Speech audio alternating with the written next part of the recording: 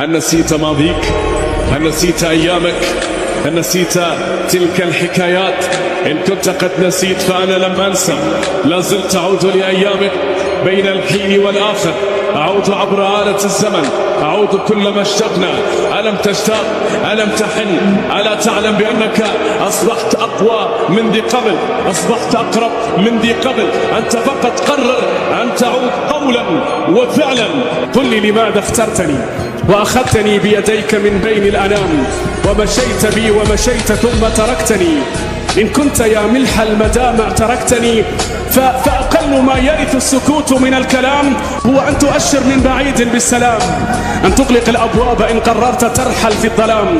ما ضر لو ودعتني ومنحتني فصل الختام، حتى أريح يدي من تقليب آخر صفحة من قصتي، تلك التي يشتد أبيضها فيعميني إذا اشتد الظلام، حتى أنام حتى أنام.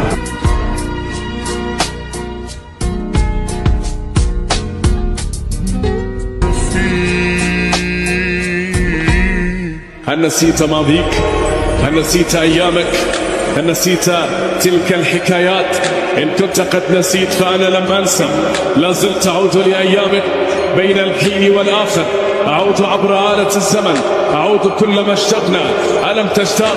ألم تحن؟ ألا تعلم بأنك أصبحت أقوى من ذي قبل، أصبحت أقرب من ذي قبل؟ أنت فقط قرر أن تعود قولا وفعلا.